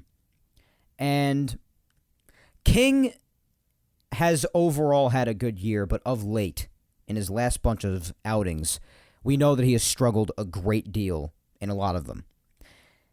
And this was unfortunately another example of that. When Shohei Ohtani stepped up to the plate and hit his 35th home run of the year to center field, a game-tying 2-run shot to tie the game at 3. And again, the bullpen blows it, which was really a little too fresh in our minds, especially considering how Sunday went. And it was just another example of the bullpen not being able to hold it down. Sure, can the offense score more, especially against the crappy pitching they had been facing from the Rockies to the Angels and so on and so forth? Sure, they could. So, again, blame goes to them. They cannot be totally exonerated, like they could not be totally exonerated even though the bullpen blew the game on Sunday. They cannot be exonerated completely. Part of the blame goes to them. But the bullpen, again, shows an inability to hold it down. Guys like King, and even of late, Canley's been a little bit off, which was strange considering he went 16 outings, about 16 innings without even allowing a single run. So I guess it was meant for him to come down to earth eventually. Can't pitch that amazingly throughout the entire year or for multiple months in a row consecutively without allowing a single run. It's just not possible. And also, you have other names that I mentioned that I naturally don't like. I never was a big fan of Albert Abreu. Ron Marinaccio at this point, I've been very critical of him, especially after he allowed that walk-off on Sunday. Yet again, I made it very clear that I just don't think he has it this year at all. Guy doesn't throw enough strikes, and then when he is forced to come in, he gets hit hard. So he's not having a good year straight up. I mean, they even asked him about it. They even asked the Yankees about it again today when he allowed 2 more runs in the top of the 9th with a big lead. And Boone was like, I thought his last outing or 2 was good, and today then he was off again. But I mean, even if he has a good outing here or there, I mean, you have to. I mean, even a broken clock strikes right twice a day. What's that expression, I think? So, again, you have your arms out there who are really struggling right now, and Marinaccio's another one of them. And this is what also took me back to the point of before why I didn't want Loizaga to be overshadowed, because if he could come back and be any sort of what he was at any point in time when he was healthy, if the bullpen's going to struggle a bit, that's a big arm that you could add back. So, just want to point that out. Obviously, the offense in the top of the 8th and top of the 9th, of course, did not do anything, nor did they in the top of the 10th, even with the ghost runner in disgraceful fashion. And then in the bottom of the 10th, they would ultimately lose the game with Mr. Nick Ramirez in the game. Angels walk it off. Yankees have another excruciating loss on the road to start the series against the Angels. Offense not doing what they had to do. Bullpen blown it again. Luis Severino gets a no decision for actually turning in a decent performance. Just sucked all around. Tuesday came around. It wasn't any better. Herman started this game, and he went 6 innings, allowing 5 runs on 4 hits, 3 walks, and he struck out 9, so he had a lot of strikeouts. And then other than that, after him, Albert Abreu pitched 2 shutout innings when it was pretty obvious with the flatness of the offense that the Yankees were not going to mount any sort of comeback. Completely disgraceful effort on Tuesday yet again. Only run that they did push across was on a solo shot in the top of the 3rd by, again, Glaber Torres doing his thing. And the final score of that one would be 5-1.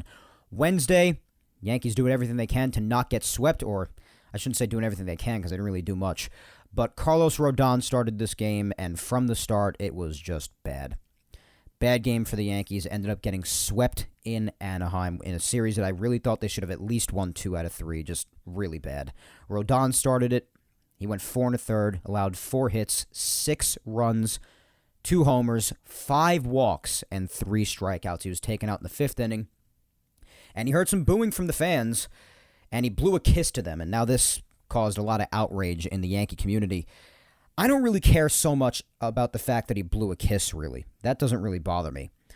But what really does make me uneasy, I should say, is that if he's already hearing boos 3 starts in, which I don't think personally is that fair. I know the guy's making a lot of money. I know he missed more than half the season before he even pitched in a regular season game for the Yankees when he first was just signed here this past offseason.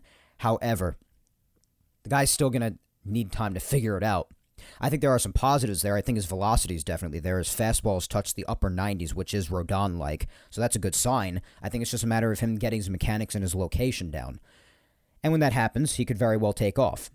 But I don't think it's fair to judge him really off of 3 starts when he missed more than half the year. I'm going to want to be a bit more patient, regardless of how difficult it is to be patient with any facet of this team, which would be much better than they actually are. No doubt about that. No argument here. But when it comes to him personally, 3 starts, I'm going to need a little bit more from him, especially because the first start was pretty good. Wasn't bad at all.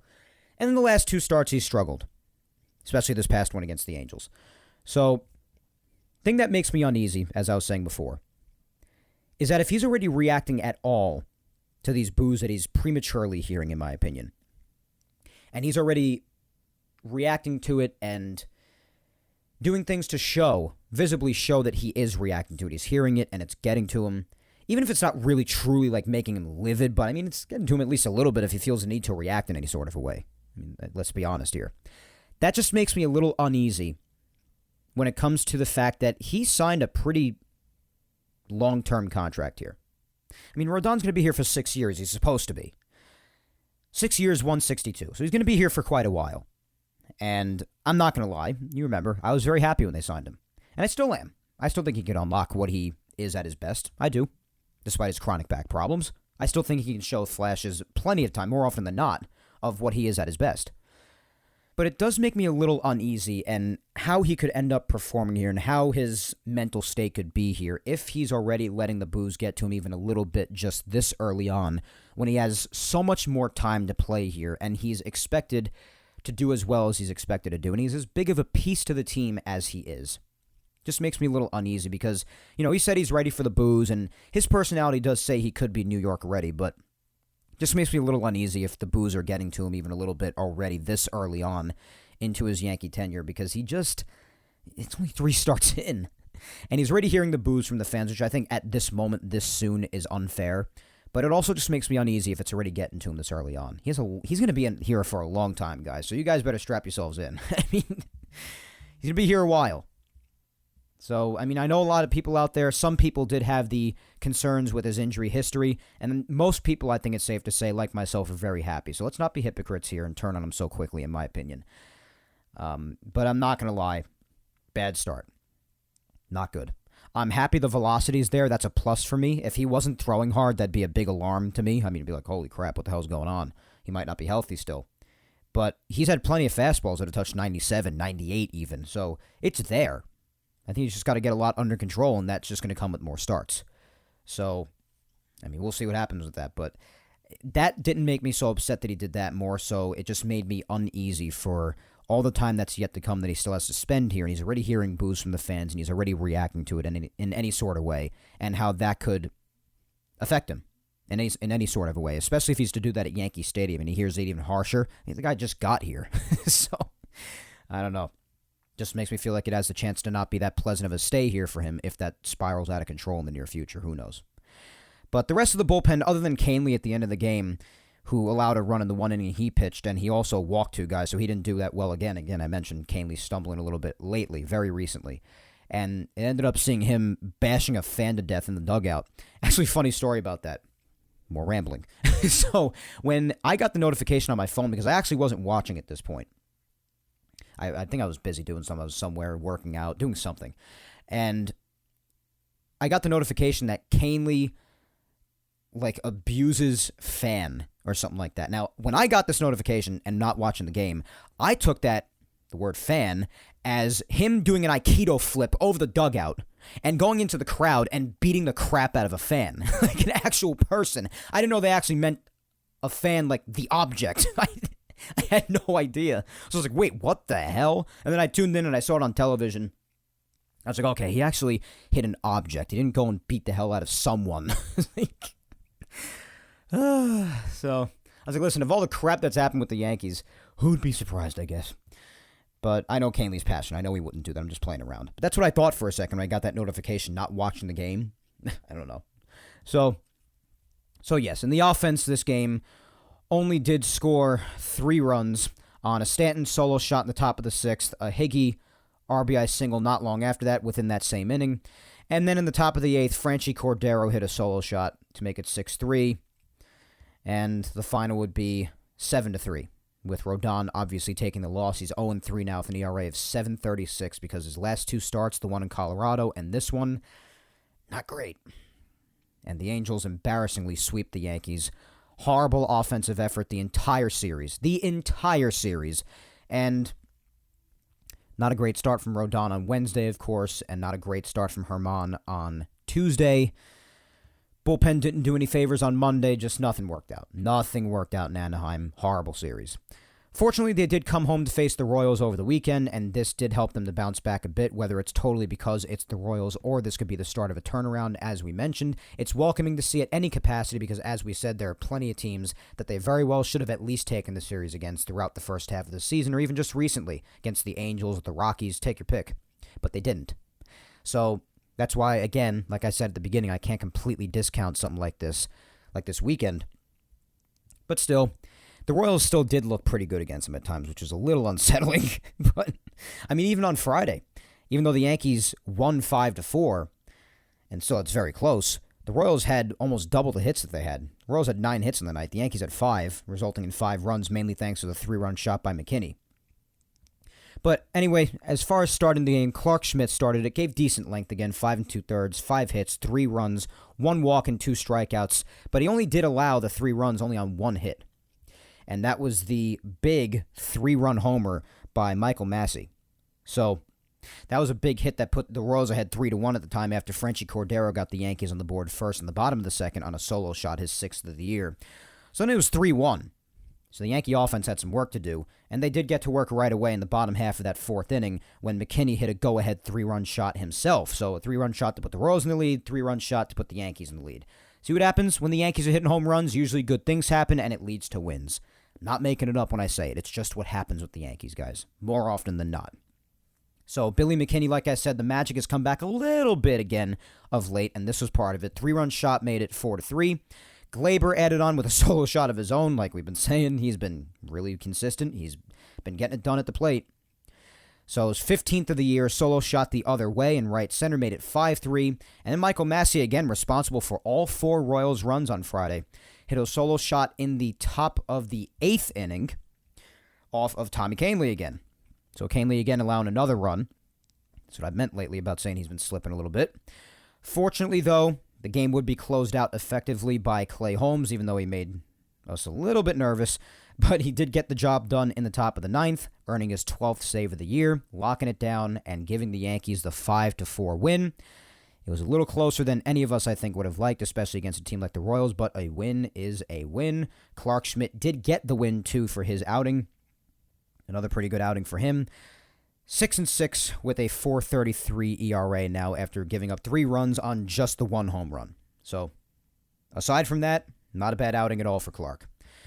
Yesterday came around and the Yankees would get another win, but this would be thanks to some late game offense, fortunately, because the offense, again, until later in the game was just totally dead, so that's not great. But enough to get the job done. Garrett Cole started the game. Definitely would have liked for him to get a win, but he was ripped off of another win in this outing because the game was tied at the time by the time he was done. So he got no decision. For 6 1/3, only 5 hits, 2 runs, 1 walk, and 10 strikeouts. ERA now down to 2.78. But he's still sitting at 9 wins. So he hasn't gotten a double-digit wins yet, even if he very well does deserve to be well into the double digits in wins by now, but this is also why I don't value the win-loss stats very much. This is the perfect example of why. Because you could have a really solid outing and still not have anything to show for it in the win column. Or you get either a loss or a no decision all the same. It's just not a fair statistic, in my opinion.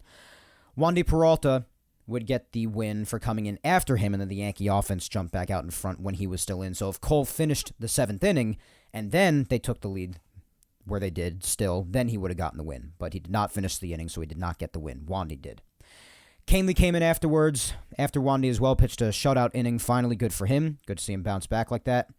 And Clay Holmes did the same in the 9th inning, locking down another save for his 13th of the year himself. And the pitching, other than Cole giving up those 2 runs, one on a Prado solo shot in the top of the 3rd, Nick Prado, and then another on a Michael Garcia RBI single in the top of the 5th. Other than that, like I said, Cole looked sharp. And the Yankee offense did enough to get the win ultimately. Quiet in the beginning, like I said, except for an RBI single in the bottom of the 1st by Stanton, and then a sac fly in the bottom of the 3rd by Glaber, each to give the Yankees leads at the time. But then, of course, it remained 2-2 from the 5th to the 7th. And then after Wandy had finished off the 7th for Cole, that was when DJ, like we've been speaking about, been signs of him being a bit better of late. We were just given those stats at the beginning of the show for him and Stanton. Well, Stanton had put in the work alongside DJ to back up said statistics. But at the time in the bottom of the 7th, DJ put the Yankees back out in front on a big go-ahead solo shot, his 8th homer of the year, made it 3-2. And then in the bottom of the 8th, Stanton got in on it as well with his 13th homer of the year.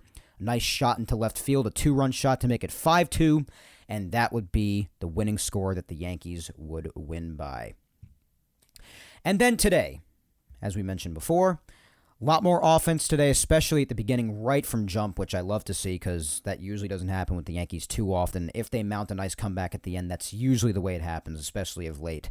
But today was it got a little close at times, but it was a pretty comfortable win for the most part.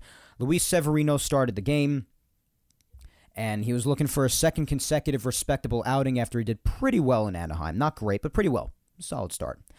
And today, he went 5 2/3, so nearly the 6 innings that he gave in Anaheim, so decent length again. He did give up 8 hits, though. Didn't walk anybody, which is good.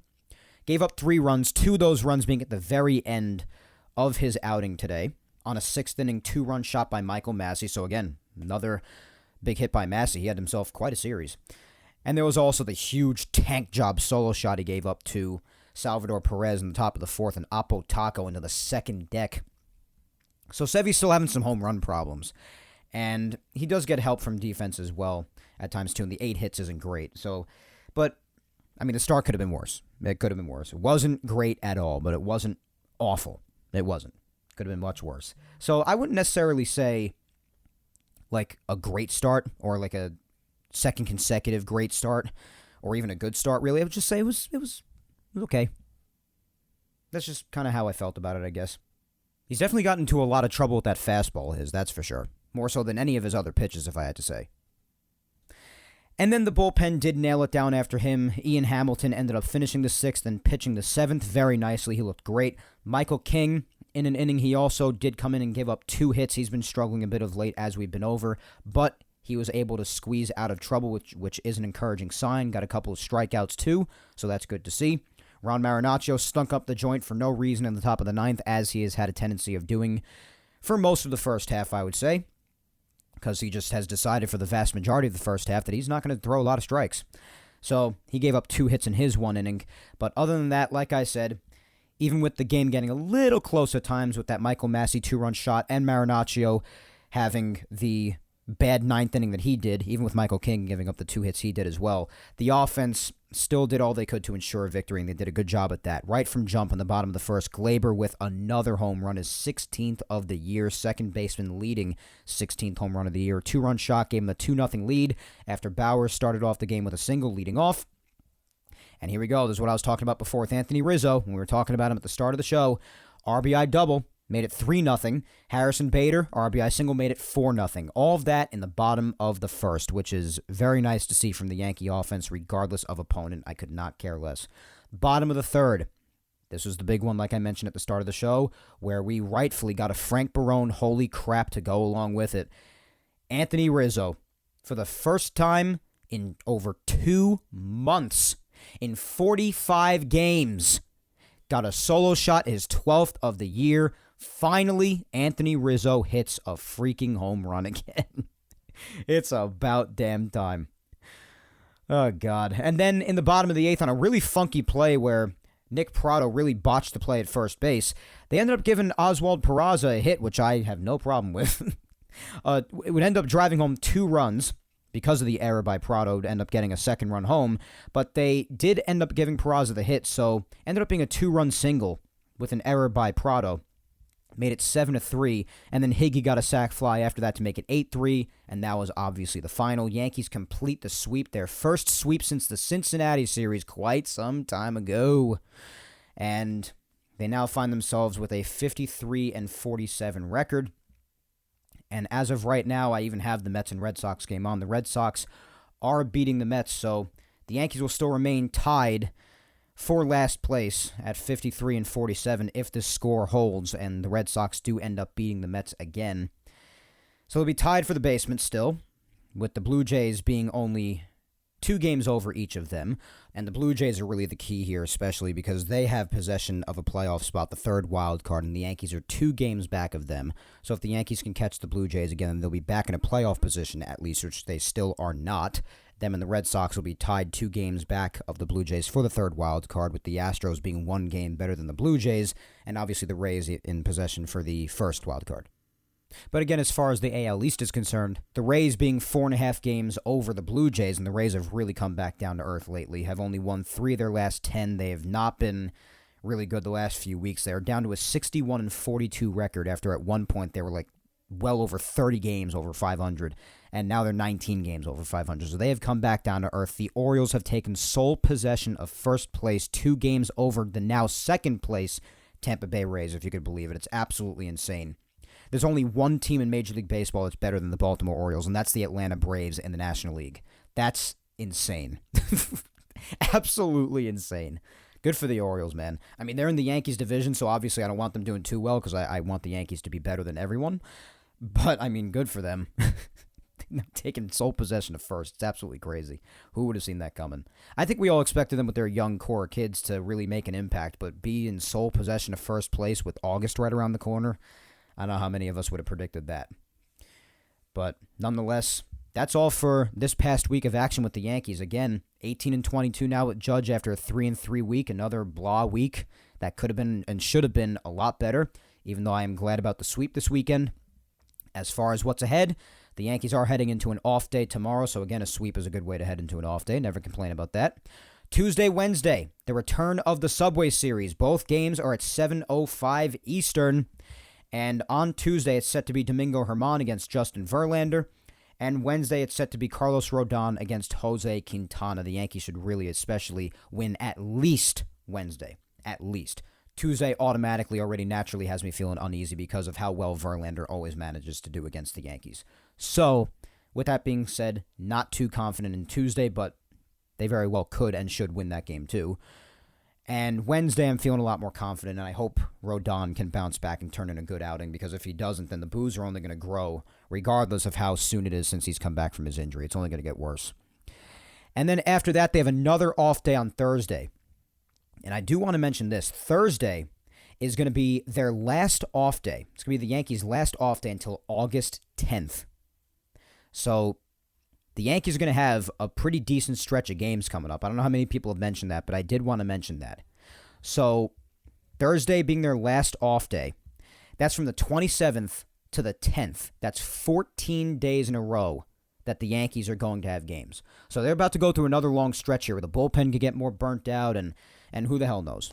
And they're playing very tough teams, as I mentioned early in the show, during that stretch. So who the hell knows what's going to happen? They're really going to be tested after the Mets especially. I think the Mets are a decent test for them, but they're still 6 games under 500. Could be 7 after a loss to the Red Sox tonight.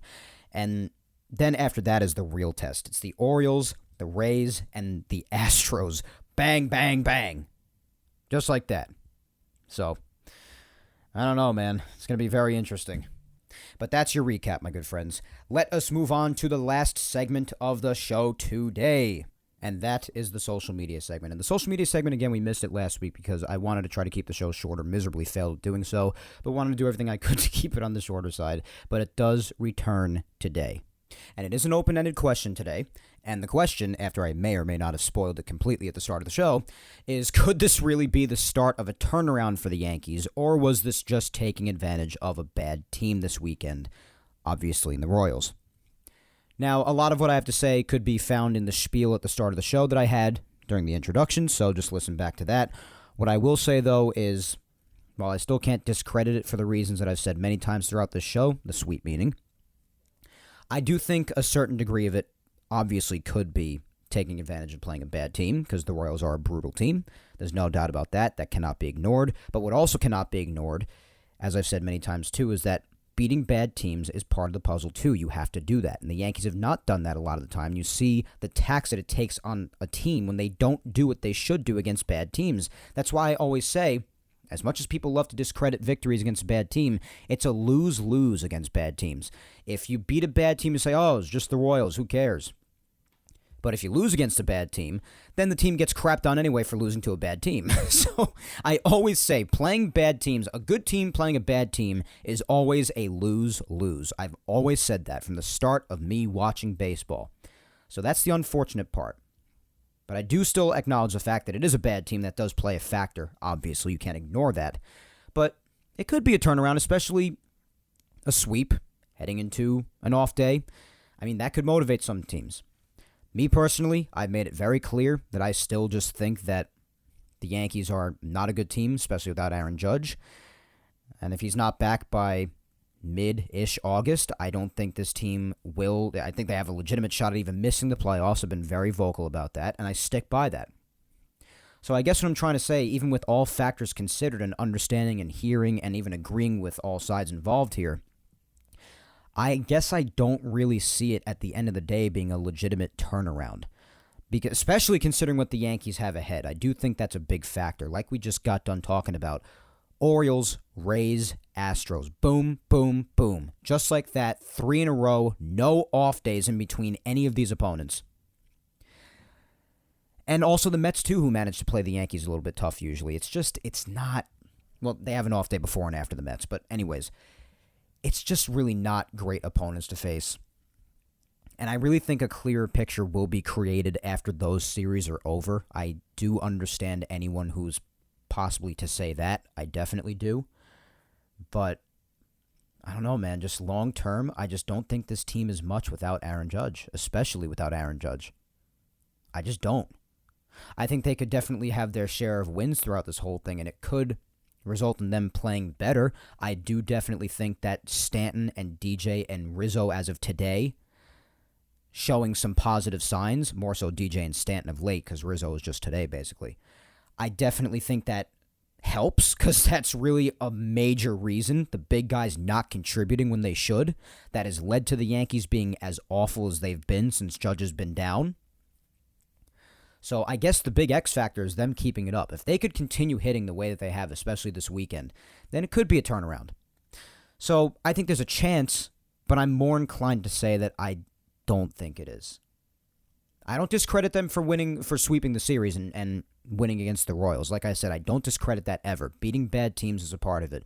But it being a legitimate turnaround and a possible point where they spring back into a positive record going forward, at least until Judge gets back. When Judge gets back, if he comes back with a decent chunk of the season left to play and he's mostly pain-free and everything works out with that, then I've been vocal with saying that I think the Yankees could have a shot. They could. Not saying they definitely do, but they could. I think Judge is that important, and it's been proven that he's that important. But unless that happens, I just think you're going to be seeing a team that still floats around or just under 500. Sorry, that's just what I think. That is what I think, but I'm certainly encouraged by what we saw this weekend, and I enjoyed the sweep, very much so, and I'm feeling good about it. Not going to deny that either. Both can be true. Both can be true. Let's hear what everybody else has to say. First up, we'll start with @John _Dominic, I should say, and they say, fool's gold to think that this is real. You see, I can't stand people who reply this stuff to my questions in social media segments, because listen, It's a matter of opinion. It's a prediction question, okay? It's a prediction. Nobody at this very moment is right or wrong. And even if you are wrong ultimately with what you say, it happens. We're all right and we're all wrong a bunch. It's just life, you know? There's really not much else I can say about it. Calling people fools for an answer that isn't even definitive yet is just... There's no need for it, in my opinion. It's just a prediction question. People are not wrong for feeling it could be a turnaround, and people are not wrong for feeling like it was just a good weekend against a bad team. They're not wrong. They're not wrong yet. Ultimately, one side will be wrong when all's said and done, yes. But as of this moment, it's a prediction question. So stop crapping on people who are being just regularly optimistic. If they're a part of the toxic positivity crowd, well, you know how I feel about that crowd. But if they're just saying, yeah, it could very well be a turnaround, I think it is. What's wrong with that? You don't have to think it's a turnaround. So it's not even fool's gold. It's just an opinion. Next, we have A. Lorch44 saying, it's the bleepin' Royals, man. Can't say that word, bro. Sorry. But, so I guess option 2 then, just a good weekend against a bad team. Okay. I mean, fair enough. Listen, it's true. It was the Royals. The Yankees still have not done that against other teams that they should have, though. So you can't completely discredit it. But yes, it is just the Royals. So I can definitely understand that logic. I can. At Baseball TZR saying, bad team. All right, fair enough. So, not off to a good start for the Yankees when it comes to whether or not the people think this could be a turnaround. At DVolante2267 says, I'm not sure yet. Well, flip a coin. It's just a prediction question, guys.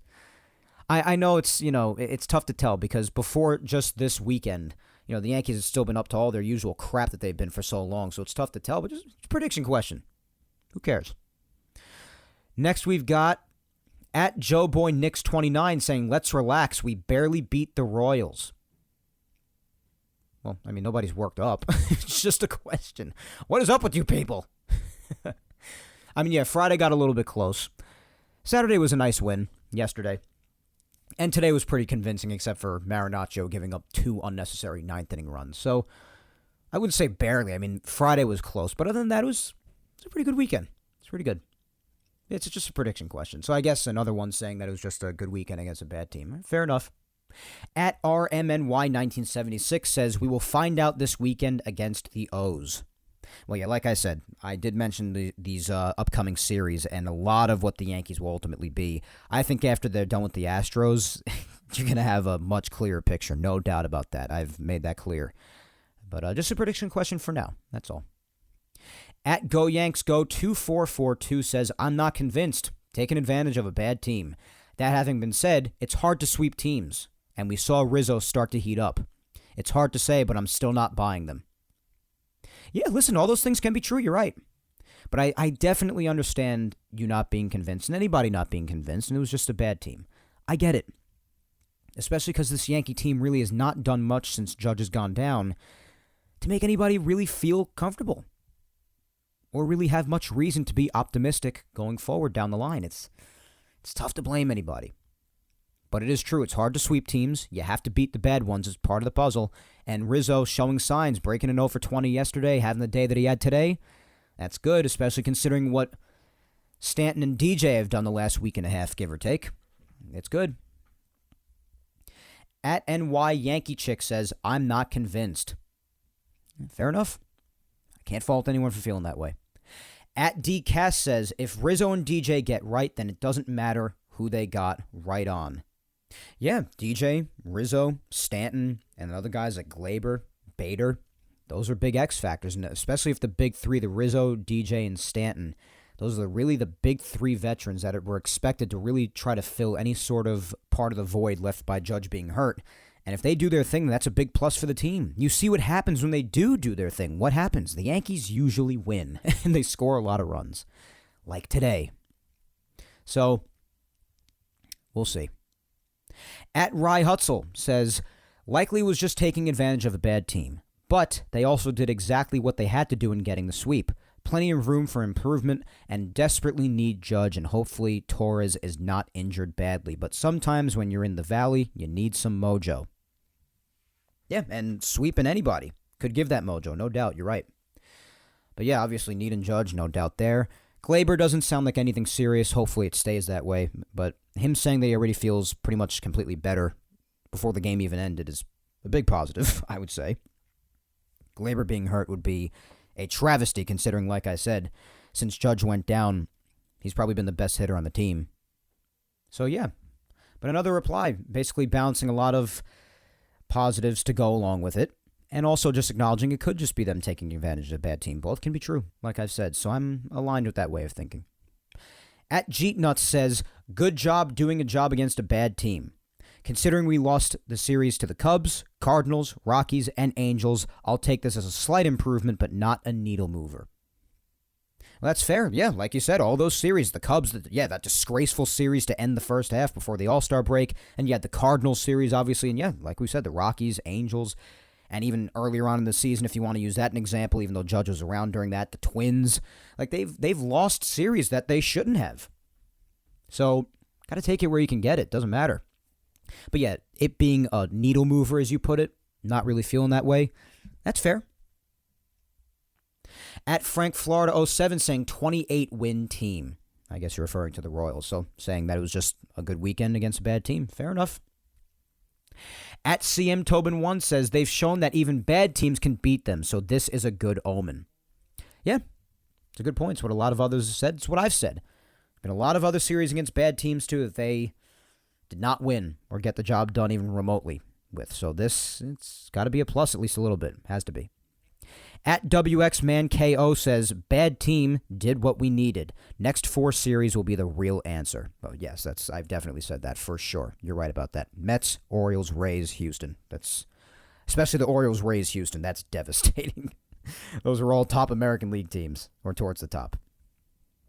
At RJ Piscotti 59 saying, I get it's the Royals, but the team we saw these past 2 months could not win a series or let alone sweep one. So I'm cautiously optimistic. I think as July turns into August with the deadline, we will have a better idea about the team. All of that is true. Yep. You get it's the Royals, but the past 2 months with all the series they should have won or even swept and didn't, yeah, it's true. There's reason for at least slight cautious optimism, for sure. I've said that. But yes, the picture will definitely become clearer after these series. And yes, as you mentioned, also a good point, after August 1st is passed with the deadline. Definitely a good point there. At The Hitter Sports says, no, unfortunately, they're still done. It's hard for me to blame anybody for feeling that way. I mean, yes, in the circumstances, they are only 2 games back of a wild card. Yes, that is worth mentioning. But especially with Aaron Judge, if that's to continue long-term for whatever reason, or if he's to come back and not perform well, if the pain is too much and it just doesn't go the way everybody's hoping it does, and it's just gone the way it massively has the last 2 months, it's, you can't fault anyone for really feeling that way. You can't. Because it's possible that scenario takes place. It's possible. At Scarabino Tony says, mostly the Royals are bad, though may help some of our hitters get back on track a little. Yeah, it could. Some of that mojo that some replies ago mentioned. At Tony New York 1 says, I would love it to be the start of something, but we have seen this team play up and down baseball all year. It's wait and see for me. I'll be rooting as hard as I always do, but I'm skeptical. It's a good stance to have, man, and there's good reason for feeling that way, no doubt. Rebecca at Peace Now for Life says, I absolutely think this is the beginning of a turnaround. Rebecca being optimistic as always. The offense and pitching have looked more consistent. I think they will add a piece or two before the deadline and make a real push. It could. It could happen. And like I said also, acknowledging only 2 games out of a playoff spot. It could happen. But for me to feel legitimately more optimistic about that, definitely, at least in my opinion, need Judge back, and you need to make some ads for the lineup at the deadline. That's just what I personally think. It's what I've been very vocal about from the start. At Rebirth Chaos 09 says, I need to see more before I start believing. Yes, sweeping the Royals is good, but they got tough games against the Mets, Orioles, Rays, and Astros. I need to see how they do in that stretch before I start to believe, even when Judge comes back. DJ, Stanton, and Rizzo all need to hit. Yeah. Those are the guys. We've said it repeatedly. When Judge comes back, I'll feel better. I mean, yes, how he plays is also a determining factor, but I think even his presence there will help things. I know he's been in the dugout throughout this whole time, but just having his presence in the lineup, I think it'll help things. I just do. It's very obvious the difference in this team when he's out there as opposed to when he's not. But yes, after these next few series, a clearer picture will definitely be created, no doubt. And the standings will probably be different, whether it be in a worse way or a better way. And if they do well, then hopefully they find themselves back in a wild card spot. And if they're in a wild card spot, especially when Judge comes back, then that will bode well for their future, in my opinion. It will. Next up, let's see. At Cashman Sucks NYY. I like that handle, my man. Says, I think it's taking advantage of a bad team this weekend. Fair enough. At Laura _Icemont says, I'm going to be optimistic and say that this is the start of a turnaround. The Yankees needed a series like this to gain the momentum back. Yeah, sweeping and winning 3 in a row never hurt nobody, that's for sure. That is for damn sure. At B. Welch 1943 says, today the hitters showed both contact and power. Rizzo looks confident. Winning the series against the Mets would suggest promising things ahead. It could. It's a good outlook. Not going to argue with that. But after the Mets, you do have the 3 series ahead of that. Definitely. At Miss Steal Your Base says, could go either way, but I'm going to soak in the series sweep sauce till Tuesday. Fair enough. That's totally fine. Listen, like we've spoken about, it's their first sweep in quite some time since they were in Cincinnati. So sweeps have not been a frequent occurrence in 2023, so do enjoy them as they come, for sure. I do not fault you for that. Next is at SYank_NYR says, I won't say it's a turnaround until I look at 15 games from now, but it's definitely a huge positive change. Just because they're playing well doesn't mean they'll make the playoffs, but at least they're watchable and positive. If it is a turnaround, then wow, this is amazing. Certainly would be amazing, but yeah, you're right with everything you say. I understand that. At ballgame_over says, both could be true. Rizzo, DJ LeMahieu might start to show better versions of themselves from this point forward. Bowers is back. Judge is progressing. 3 games closer to the deadline. 3 in the win column. All of that is a step towards a turnaround independent of who they faced. That's a good way of putting it, man. It really is. Rizzo, DJ, and Stanton, they got to be in the middle of it with Judge out, yeah. And Judge progressing. Bowers is back, yeah. With the bat, that could be good. He supplies a lot of power from the left side of the plate. Closer to the deadline, who knows what's going to happen there? Yeah, you're right. We'll see. At KRO3172 says, you need to beat those bad teams, so I will take it as a positive 100%, especially with some of the bats breaking out a little. Well, yeah, the offense is usually in the middle of whether or not the Yankees are a terrible team, so... Yeah, the bats breaking out, it's definitely big, and you see when they do, the Yankees usually win a lot of the time. It's just what happens, 4+ runs a game. You see their record as opposed to when they score 3 runs or less. It's just natural because the pitching can't always be perfect, and the offense has got to score. You got to score to win games. So, yeah, beating bad teams, that's part of it. And they have not always done that, so that's even more reason to take it as a positive. You're absolutely right. At Daryl1960 says, I think this wasn't a real test. The Royals are just playing out the season. But the Royals played them tough. Let's see what they do against the Mets. Yeah, I mean, it's fair. That's totally fair. The Royals are the Royals. And going forward, yeah, they'll definitely be tested. I have acknowledged that for sure. That is true, Daryl. All right, I'm only going to do a few more because, I mean, I think I've read close to 30 already, so I've read a good amount. Let's just do a few more.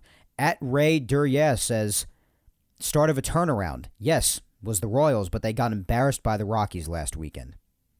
Yeah, Ray, you're right. And I'm sorry if I botched your last name, by the way. But yeah, Rockies, one of many examples of which the Yankees should have at least won a series, let alone sweeping it, but they didn't. So you got to take this at least as a little bit of a positive.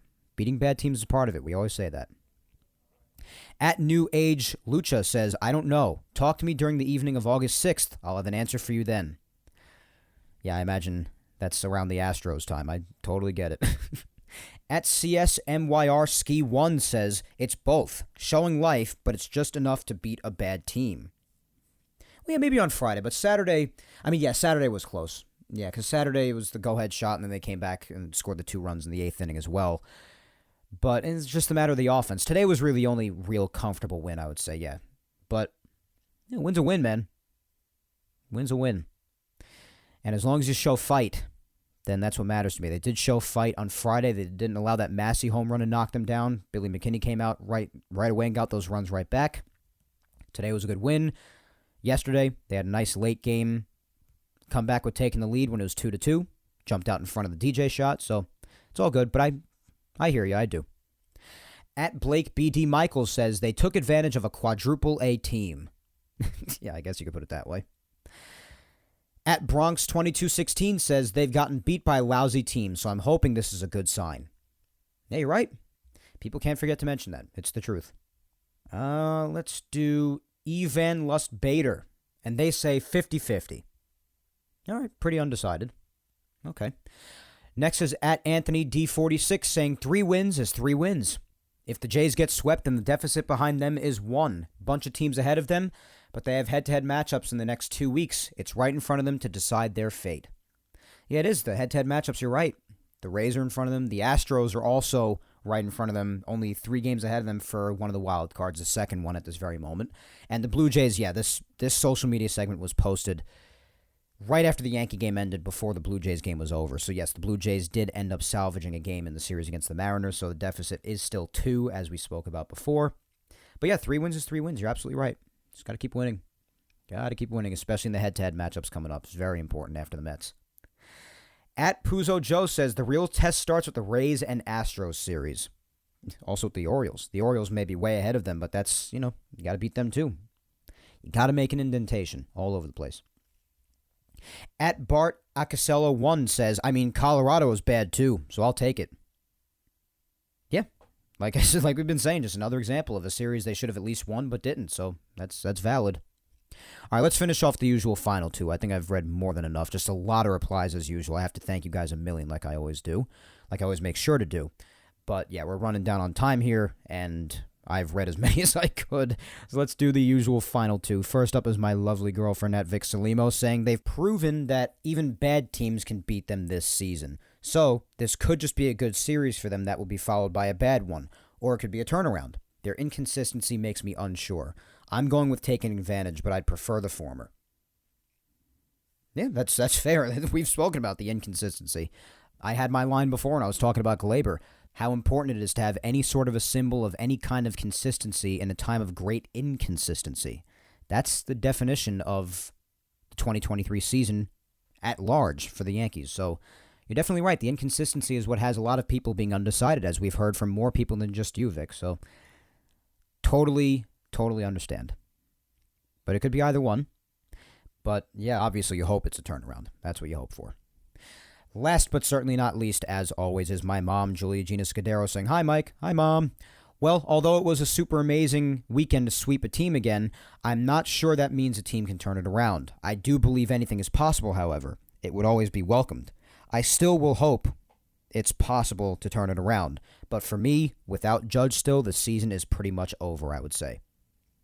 Yeah, Judge does hold that much value for me too, Mom. You know that. So I totally understand. I get it. It depends on when he gets back and whether or not the veterans can hit while he continues to be out, especially with these vital series coming up. I totally understand. You're right for feeling that way. Everybody's feelings, basically everybody throughout this had very sound reasoning for their opinions, and I respect it. And even the ones who are just automatically like, yeah, it's not a turnaround, or yeah, it is a turnaround, without giving reasons for either, you have reasons to feel both ways. There are reasons out there. That is something often forgotten amongst a lot of debates, that certain aspects of both sides of an argument can be true. And oftentimes that's what makes a debate good. So bear that in mind. I leave you with that thought to end yet another social media segment here today, and thereby another Yapping Yankees episode. Can you believe it? Another one is done. That's 189 episodes, guys. Next week is episode 190. We're within 10 episodes at that point of the bicentennial episode 200 of Yapping Yankees, which should come towards the end part of the 2023 season if the timing does line up correctly. And we are here for basically every week going out from here. We'll see what happens, but I have no idea what I'm going to do for episode 200 yet.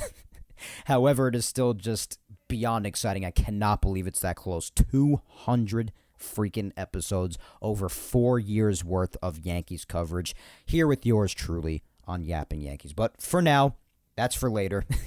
For now, that is all for episode 189 of Yapping Yankees today, my friends. I believe we've covered just about everything that we possibly could. Remember to follow me on all social medias if you do not already. Mike Scudero NY for Facebook. Twitter is at Mike Scudero, and Instagram is Mike Scuds97. Be sure to subscribe to Yapping Yankees on all 4 of the platforms it's available on. That's YouTube, Apple, Spotify, and SoundCloud. Show your love on all 4 like you all always do such a great job at doing, and I appreciate you all to the ends of the earth for it, as always, of course. And if you missed any Yapping Yankees episodes 34 up to episode 189 today, they're all available on YouTube. And every single Yapping Yankees episode going back over 4 years ago, back to the very first episode, every single one from then up to today's episode could all be heard on Apple, Spotify, and SoundCloud. But once again, I thank you 3,000 for listening to me yap today, my good friends. I have been your host, Mike Scudero, as always, and I will talk to you next Sunday, July 30th, for the last episode of the month of July already. It's crazy. When I come at you with episode 190 of Yapping Yankees. But until then, guys, you know the deal, especially when it comes to the Yankees. Hang in there and be patient, but also stay safe. Look out for your loved ones. Go ahead and kick life's ass this week, my friends. Especially no matter what the Yankees are doing, still kick life's ass. No excuses. Put in the work and get what you got to get done. And in the meantime, hopefully we can get continued good news with injuries, for instance. And also, we'll see how they do against the Mets on Tuesday and Wednesday. And the very tough task that will be the Baltimore Orioles next weekend. You will also, like I said earlier, possibly get guys in the injury sense rehabbing like Jonathan Loáisiga, which is good. We'll see how Judge continues to progress and see the positives that come from that process after he took his first live BP today against Loáisiga. We'll just see what happens going forward this next week. Big tests coming up, and like I said, Thursday being the last off day for the Yankees until almost mid-August. So they have a tough task ahead of them. The picture will become clearer. Lots of things ahead too, like the deadline, for instance. Lots to come, my friends. But all we can do is take it one day at a time, one game at a time, 1 week at a time, and just go from there. That's all we can do. And with this week in front of us, they got the Mets and the Orioles. See how they fare against them. And it may or may not shed some more light on the ultimate question, rooting back to the title of the episode. Could this be the start of a comeback? And no matter how ridiculous it may sound because of the constant inconsistency this year, could the Yankees be for real at this point after a good weekend against the crappy Kansas City Royals? Time will tell. But until then, my friends, until next Sunday, at least the 30th, take care, and let's go Yanks.